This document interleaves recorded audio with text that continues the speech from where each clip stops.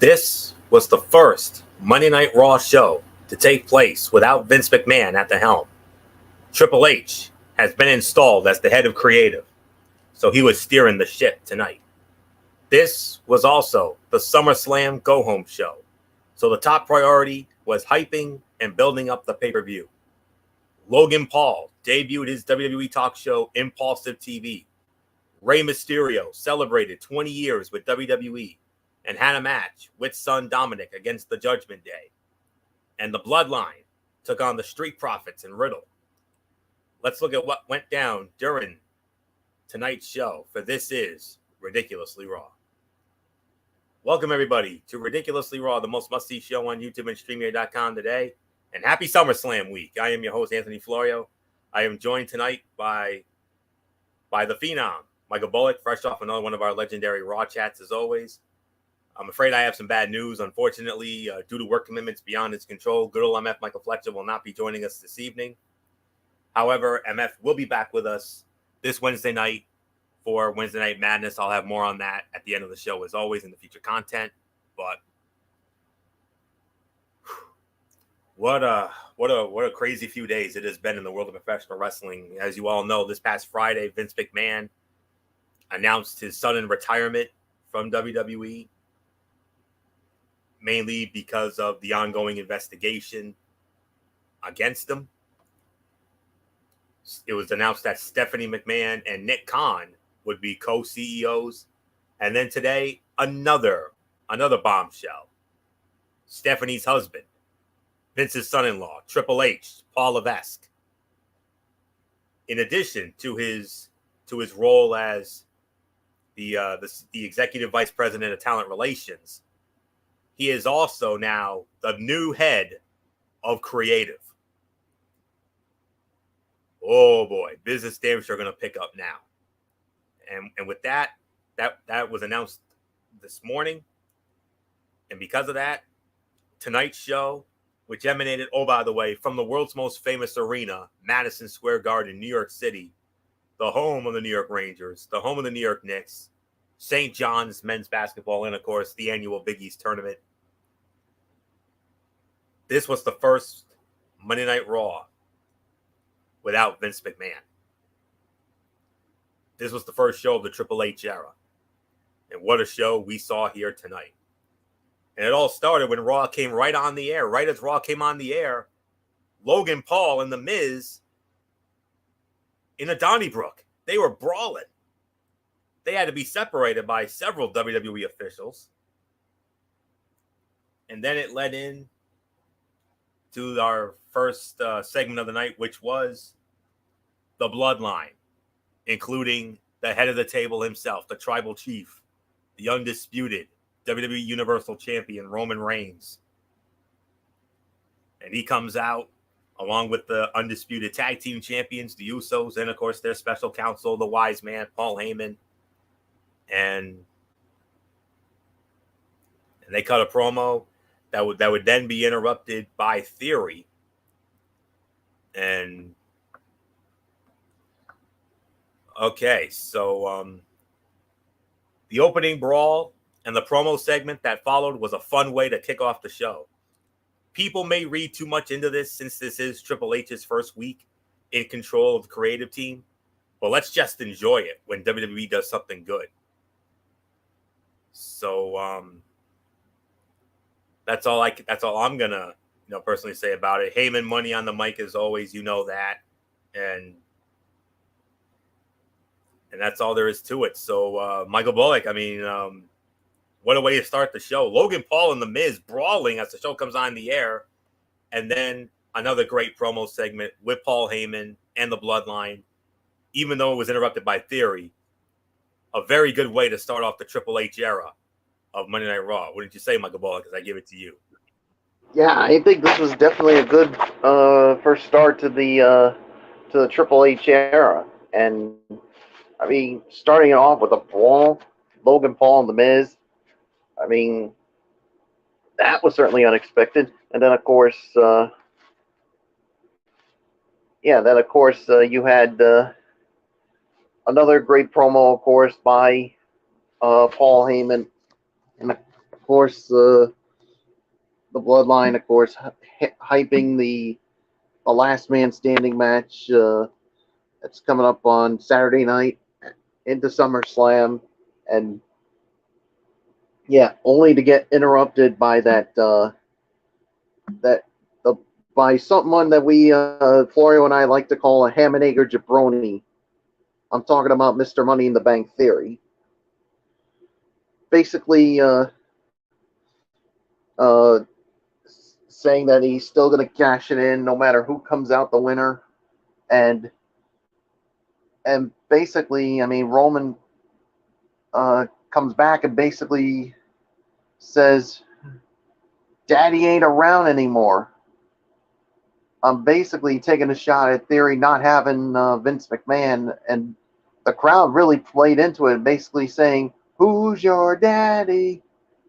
And Florio, you and I talked about, and I'm going to use another term, Florio, when it comes to the late great Gorilla Monsoon. Theory lost his meal ticket. You think? Yeah, Theory was all braggadocious, thinking that he was going to get pushed with McMahon on his side, but yeah, what happened to that now, Theory, you jabroni? Your meal ticket just got lost because he retired, so... And you still think everything's going to be all right? Let's just say tonight was not a good night for Theory, and quite frankly, I certainly enjoyed every minute of his downfall. So there's nothing more for me to say. It's yours, Florio, and we got a big surprise during this next part. Yes, indeed, we did. We did not. Neither of us saw this coming.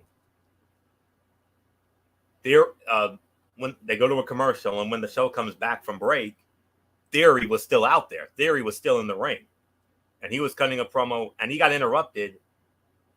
And he got interrupted by Friday Night SmackDown's own Scottish Warrior, Drew McIntyre. Yes, Drew McIntyre. The same Drew McIntyre who will be squaring off with Sheamus this Friday night on SmackDown in that good old-fashioned Irish Donnybrook match, in which the winner will challenge for the undisputed Universal Championship at Clash at the Castle Labor Day weekend, Saturday, September the 3rd at the Principality Stadium in Cardiff, Wales. And it leads right into a match. Drew McIntyre versus Theory. Unfortunately, this match gets thrown away.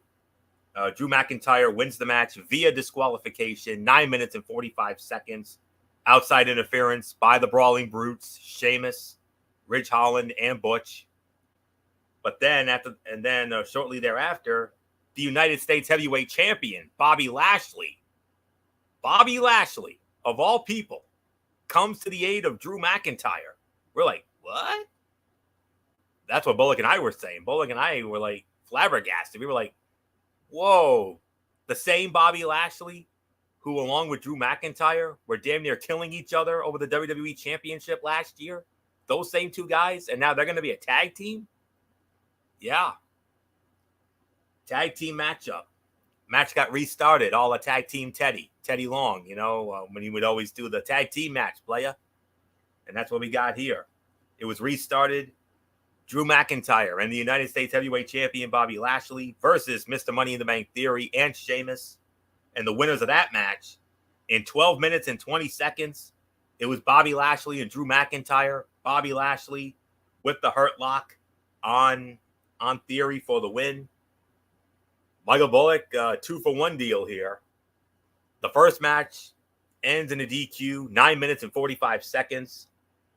And then the tag match gets 12 minutes and 20 seconds with McIntyre and Theory, with McIntyre and Lashley going over, and we still couldn't believe it. Drew McIntyre and Bobby Lashley last year had one of the great feuds of 2021 when they battled over the WWE Championship on numerous occasions, including WrestleMania and Hell in a Cell. But tonight, they went from bitter enemies to tag team partners. And I'll tell you what, they look pretty damn good. Yeah, they certainly did look pretty good. And course, for the first match, I mean, I'll actually give it 2.5 stars. I mean, I could have given it three, but obviously the DQ basically took it away from it. But basically, it did lead to that tag team match. I mean, yeah, and like you said, of all people, Bobby Lashley helping Drew McIntyre, and it was a year ago. They were fighting over the WWE Championship, and now they're partners. We were like, what? But somehow they made it work, and I think they looked like a pretty damn good tag team. So um, I'll give this about maybe three and a quarter for this. I mean, yeah, I mean this was a good match, and I thought Lashley and Drew McIntyre they gelled pretty well, and of course it builds to the match coming up on Friday night, like you just mentioned, Florio. So yeah, so nice little momentum for Drew McIntyre, but could it lead to something bigger and a undisputed Universal title opportunity at Clash at the Castle? So we'll find out. So nothing more to say. It's yours, Florio. I say yes. I say yes to that, and I'm sure you agree with me on that. So with that, let me get into my thoughts on all this. You know what? I'm actually going to be a little more generous. I'll give it 3 stars for the first match, even with the DQ finish.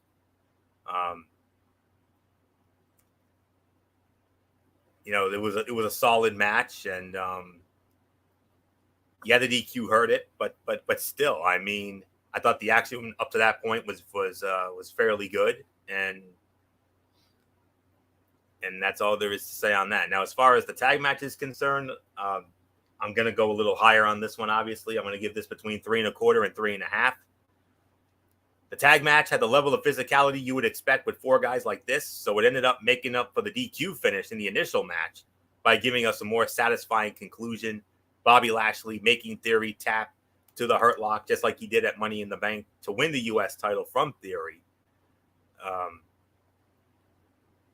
And the crowd was into everything that was happening. Lively crowd makes any show better. And when McIntyre is at his best, the crowd absolutely loves him. With the right booking, he could become the biggest star in WWE. And I think the sky is the limit for him. And I say he's not only going to win that match against Sheamus on Friday night, but I think he's ultimately going to win the undisputed Universal Championship in Cardiff, Wales. And he'll get that satisfying big crowd moment that he should have had at WrestleMania 36 when he won the WWE Championship from Brock Lesnar in that dinky performance center. But still, but it was Dolph Ziggler. Dolph Ziggler was the one who provided the momentary distraction that was enough for Lashley to steal it. So very good way to start things off. And that took up a lot of time too. I'll tell you what. Damn near took up almost the entire first hour of Raw. So, all right. So not much more to say there. So let's continue on here. And then it was the 20th anniversary celebration for Rey Mysterio. And of course, Dominic was with him as well. And then in a back room in the Garden, in some private room in the back, you had the rest of the Mysterio family, including Rey's wife Angie and Rey's beautiful daughter Aaliyah, who we haven't seen since that infamous angle that she did with Buddy Murphy, a couple of years or so ago. And Rey, a very beautifully well said promo, and he wanted to thank some of the notable wrestlers that he worked with over the years, to the tune of Dean Malenko, Conan, Dave Batista, Kurt Angle, Edge, and last but certainly not least, the late great Eddie Guerrero. And a beautiful promo, a great promo, and a nice moment for Rey. But then it was interrupted by the Judgment Day, Finn Balor, and Damian Priest. And it led into our next match of the night, the Mysterios versus Finn Balor and Damian Priest.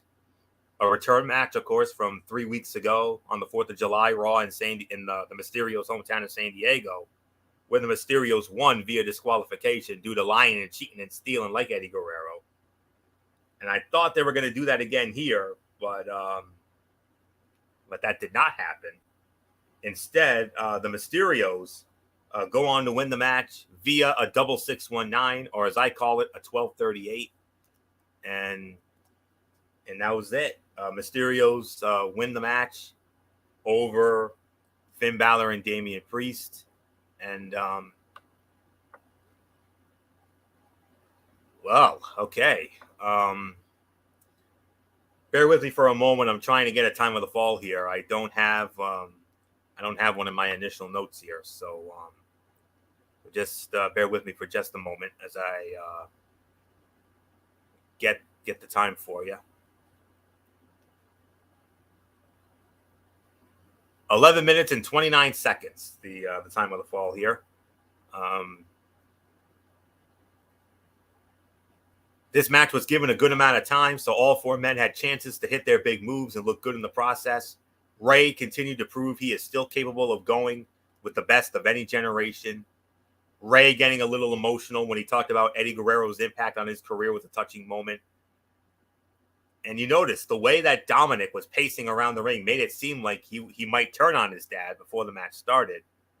And Rey and Finn Balor looked especially good here. Both men have an extra level of shine to everything they do. And the double 619, a.k.a. the 1238, looked great this week. So I'm going to give this another 3.25 to 3.5 stars for the effort. And then there's more to this. Rey and Dom made it to the back where the family was having the big celebration for Rey, with the cake and the cold beverages and all that. And Aaliyah, you noticed Aaliyah gave her father a gift, and that gift and the gift that her father that she gave him turned out to be the actual in-ring gear that Rey Mysterio wore the night he wrestled the late, great Eddie Guerrero at WCW Halloween Havoc 1997 at the MGM Grand Garden Arena in Las Vegas. Those two had a title versus mask match for the WCW Cruiserweight Championship. Eddie Guerrero was the champion. Rey was the challenger. Rey won the title.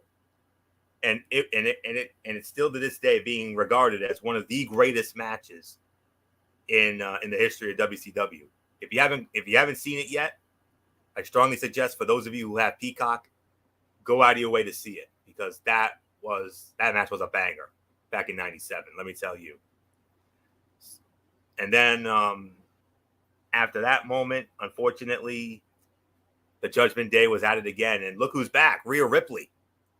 Rhea Ripley returning from her injury scare and baited the Mysterios, and the Mysterios got jumped by the Judgment Day. And then Damian Priest powerbombing Rey Mysterio through a table in the backstage area, and then they jumped him again later in the night. And because of all this, we have a new addition to the SummerSlam card. It will be the Mysterios versus the Judgment Day. It's another tag team match, but it's not a regular tag team match this time. Oh, no. This tag team match is going to be under the rules of no disqualification. And that means anything goes, baby. 3.25, 3.5 stars for all this. I thought everything came out very well done. The ceremony was nice. The promo by Rey was amazing. But what really did it for me was when little Aaliyah,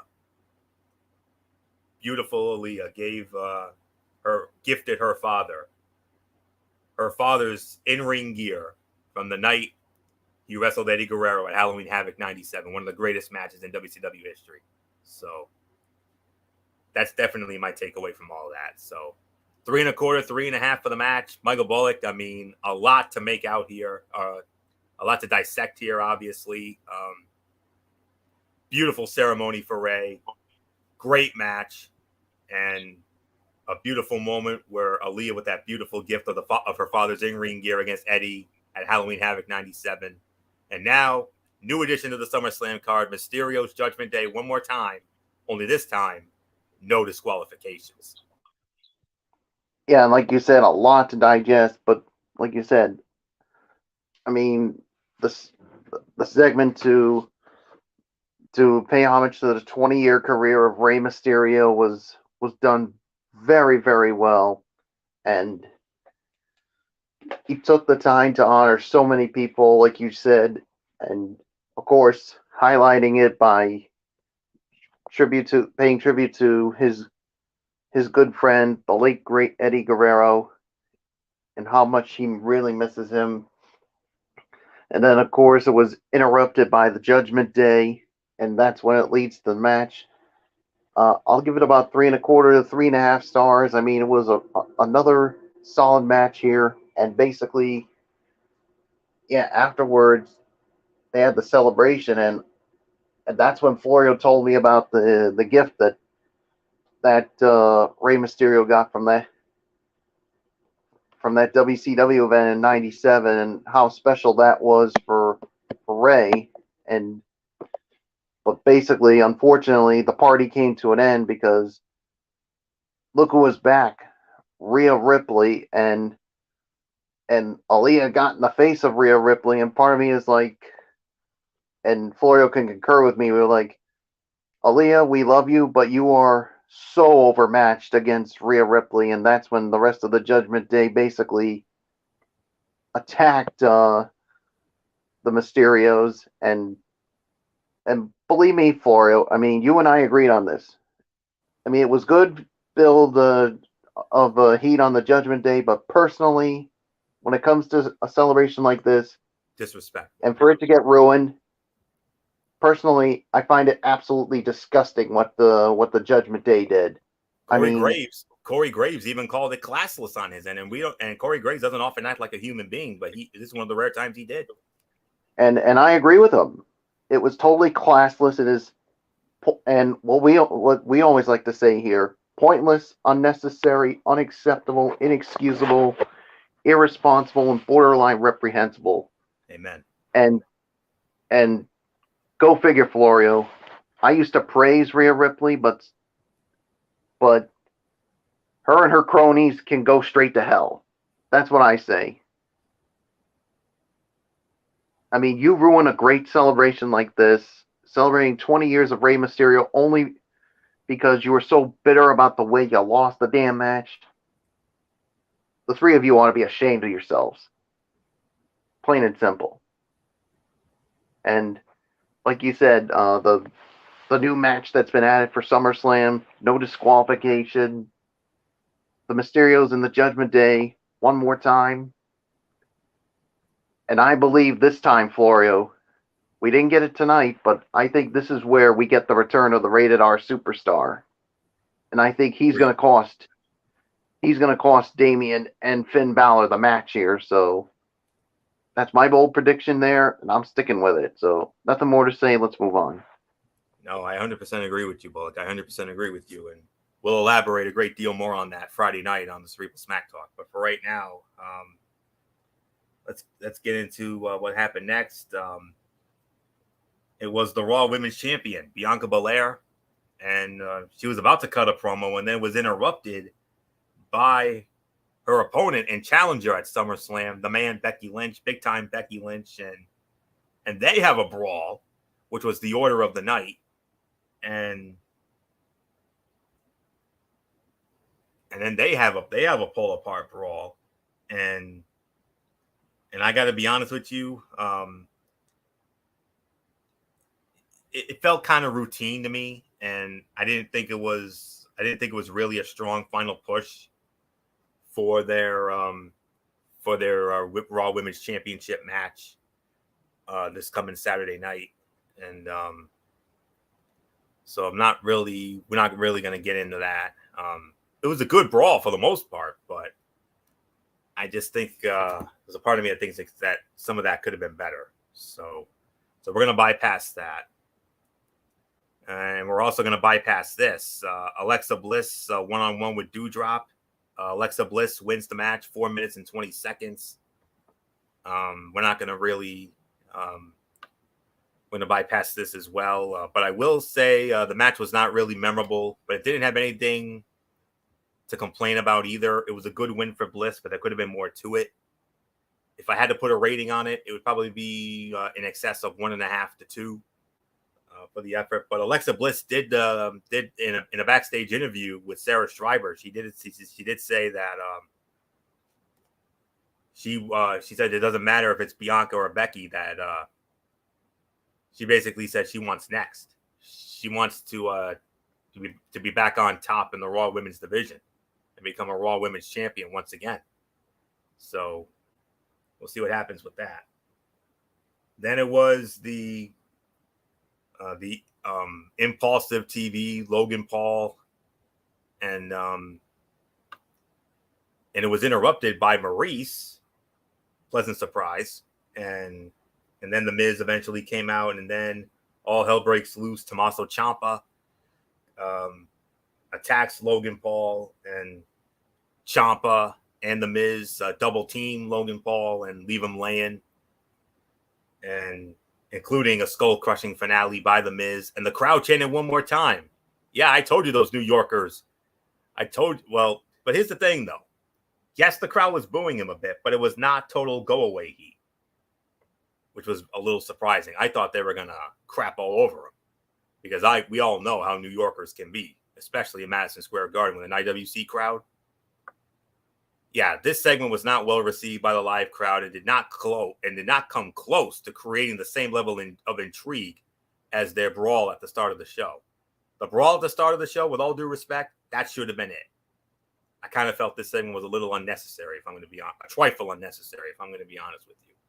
So I'm just going to leave it at that. So with that said, interesting tag team match coming up next here, as it was a very unlikely tag team. The phenomenal AJ Styles and Dolph Ziggler squaring off against the Alpha Academy, Chad Gable and Otis. AJ Styles and Dolph Ziggler win the match in 6.5 minutes. Dolph Ziggler with a zigzag on Chad Gable for the win. Michael Bullock, nothing left to say except fun little sprint between these four. And how about AJ and Dolph Ziggler as a team? First, our second strange bedfellows of the night. First, it was Lashley and McIntyre. Now Styles and Ziggler. Wow. Yeah, another unlikely tag team here. And, of course, during this match, we did get that little bit of Otis and Ziggler going at it. And, of course, rekindles that match they had at WrestleMania 36 when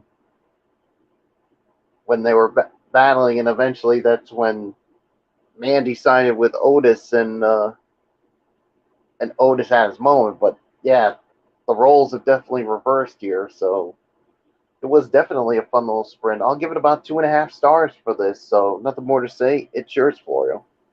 Yeah, very good point there, Bullock, as you mentioned about Dolph Ziggler and Otis.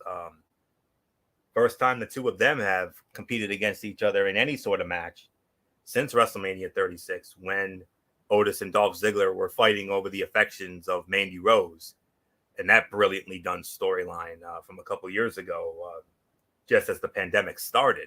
And that's another moment that we were hoping. I mean, we all remember WrestleMania 36 was supposed to be at Raymond James Stadium in Tampa, but unfortunately got moved to an empty performance center with no fans whatsoever, only with essential personnel, as we all remember. That, let me tell you, that crowd would have lost their mind during that, especially when Otis ended up getting the girl Mandy Rose. But the roles reversed now. In that match, Otis was the lovable babyface, and Dolph Ziggler was the piece of bleep heel that everybody wanted to see get his. And yeah, he got his that night and then some, I'll tell you. But this time around, it's the other way around. Dolph Ziggler's now the babyface, and Otis now the monster badass heel as part of the Alpha Academy. But this was a good and totally fresh match, which is always a nice addition to any show. And while both guys should remain singles for now, seeing a tag team with Styles and Ziggler work together more often would be a lot of fun. And Bullock is absolutely right. I'll give it about 2.5 to 2 3/4 of a star. Fun little sprint, as we always say. And Bullock, you hear me mention this during our Raw chats whenever we see AJ Styles wrestle. And I'm going to mention it, what I mentioned to you, and I'm going to mention it to all of our viewers out there. AJ Styles has one of the best drop kicks in the history of professional wrestling. It always looks like he nails his opponents with full force. And Otis moves quicker than he looks like he should be able to move. It's impressive how well he can keep the pace with smaller guys. Just amazing. So that's really all there is to say on that. So 2.5, 2 3/4 for that match.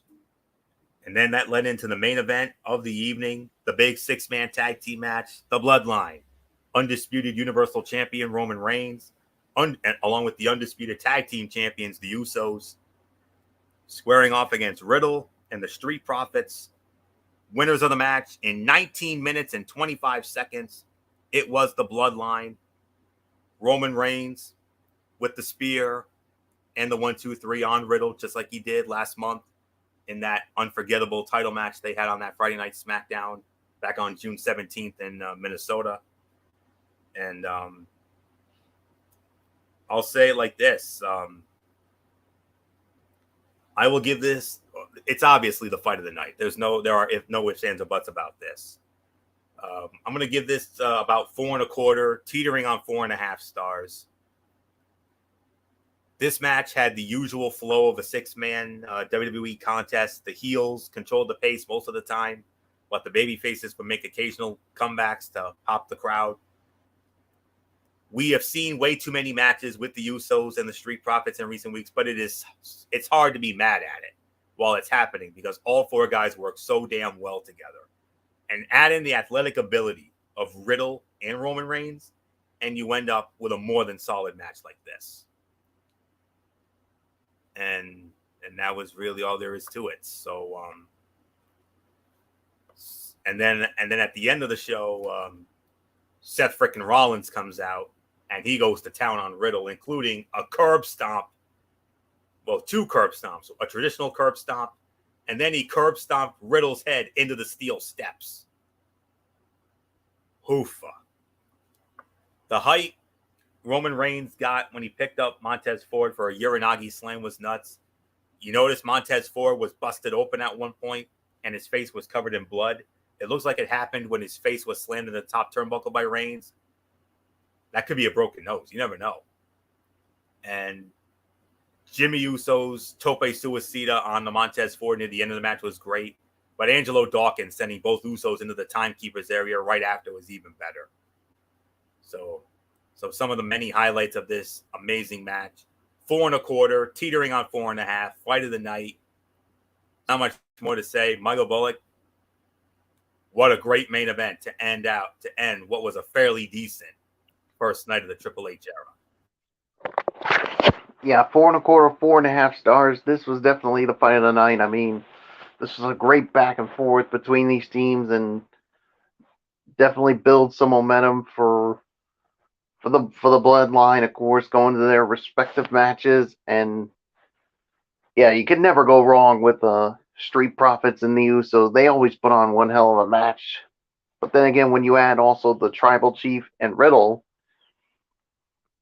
it adds something really good. So, and like you said, with Seth Rollins after the match curb stomping Riddle twice. So I think if they're going to go with the booking 101, I think they're definitely going to go with Riddle here. So, but like you said, we'll dissect more into this come Friday night. So, 4 1/4 to 4.5, closing out what I thought was a decent episode of Raw, the first show of the Triple H era. So, And as far as my overall thoughts on this edition of Monday Night Raw, the first one, I'm going to say not bad at all. I mean, this was a very decent first show. I'm going to give this 7.5. I mean, could it have been maybe better? Absolutely. I mean, the matches were good. I mean, you cut out some of the campy comedy nonsense and no 24/7 silliness, thank goodness. That's what made it really good. Hallelujah.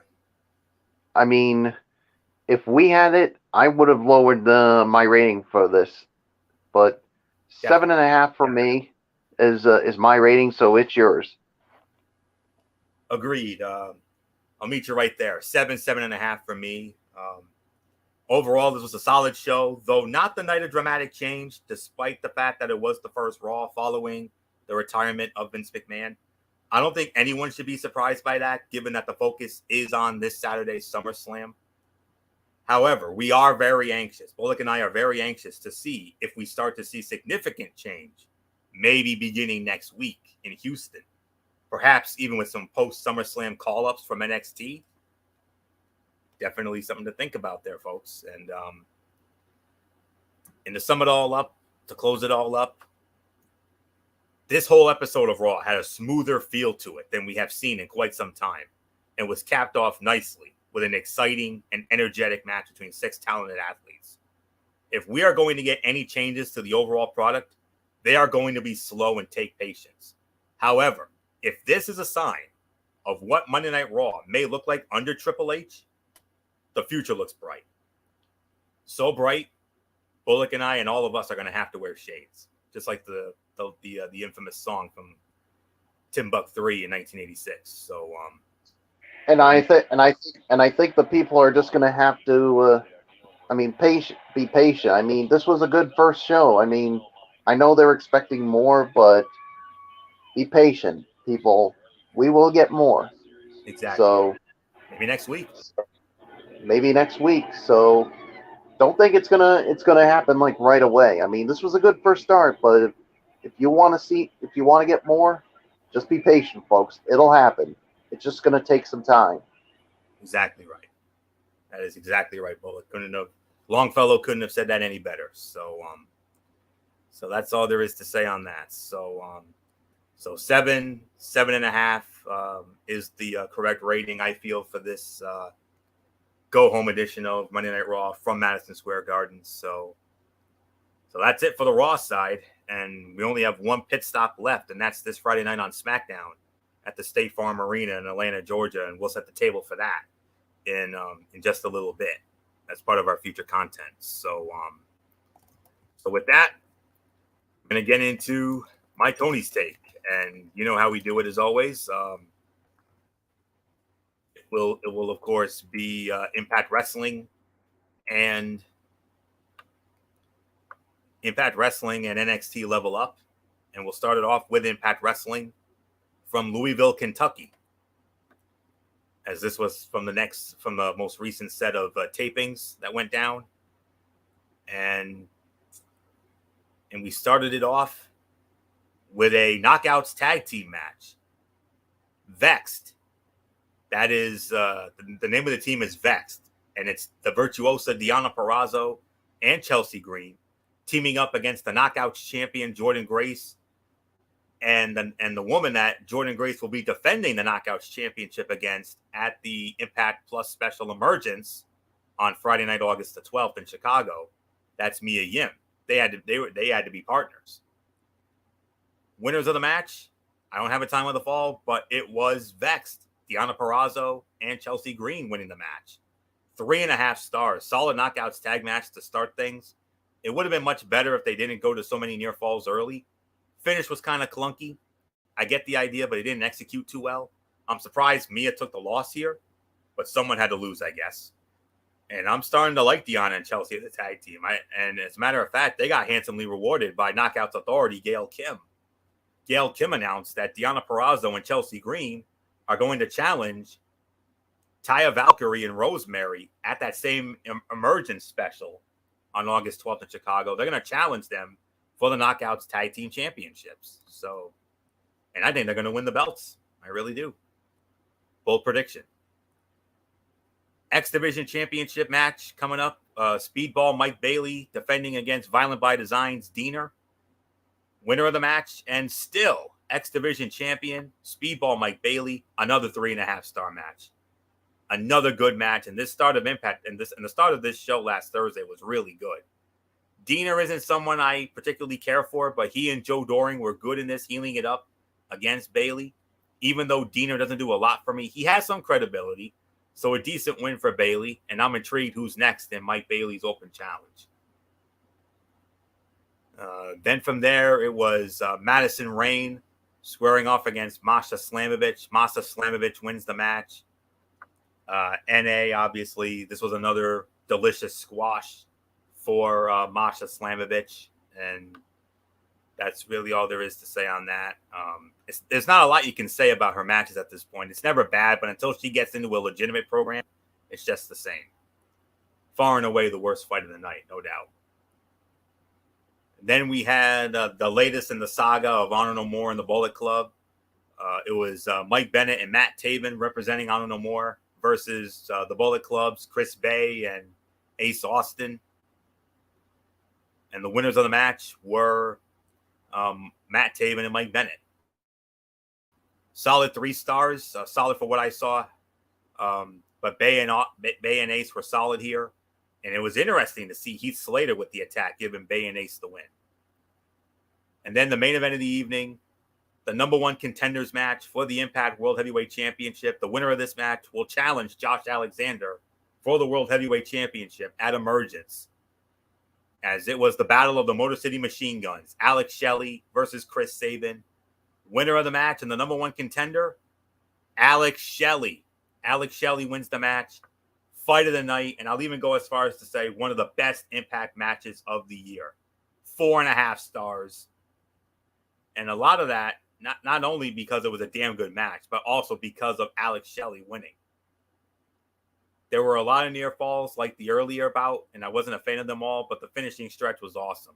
These two know each other so well, allowing for a great match. The botch was a little scary, but they went right to work after, so it clearly wasn't that bad. 4.5 stars, like I said. Fight of the night and one of the best matches of the year. 8 out of 10. Great show. Outside of a few matches that kind of slowed the pace of the show down, this was great. The longer matches are all must-watch as each competitor delivered, and that led to a great show. They didn't have to lean too heavily on big championship matches, though the main event's title implications led to a fun match and a great finishing stretch. So 8 out of 10 for this edition of Impact Wrestling. Very well done, to say the very least. And now I'm going to set the table for what you can expect this upcoming Thursday on Impact Wrestling. Thursday night at 8 p.m. over on Access TV, or at 8:30 p.m. on YouTube for those of you who have the Impact Insider membership. Commercial free, by the way. Rich Swann is going to go one-on-one with Kushida. Yes, Kushida is now in Impact Wrestling. And Rich Swann will go one-on-one with Kushida. That's going to be a banger of a match. As is the match between Eddie Edwards and Ace Austin. That's going to be a great match. And then we're going to have the arrival and the debut of Killer Kelly. So that all goes down this Thursday night on Impact Wrestling, 8 p.m. Eastern on Access TV, 8:30 p.m. and commercial free over on YouTube for those of you who have the Impact Insider membership. So that's it for that. And now we'll close it out with NXT Level Up. And then we'll call it a night here.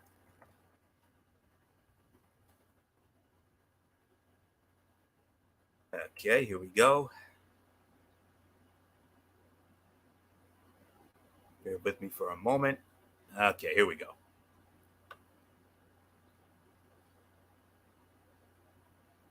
All right, it was Thea Hale of Chase U, along with Andre Chase and Bodie Hayward in her corner. She went up against Brooklyn Barlow. And Thea Hale wins the match, 5 minutes and 26 seconds. Not much to this one, as it was mainly a fight over a few submission holds, but the crowd loves Thea Hale, 0.5 star. Ru Feng against Bryson Montana. Bryson Montana in 4 minutes and 40 seconds. Another half star. Again, not much here, but what we got was not good. Super basic with strikes, rest holds, and few power moves until the win. Opener at least had the crowd into it. And then the main event was Duke Hudson squaring off against Hank Walker. Duke Hudson wins 6 minutes, 5 seconds. Much like the rest of the show, not much to this one. They got 6 minutes at least. And this was by default the fight of the night. 1 star. 3 out of 10. Worst level up show I have ever seen. Very weak show.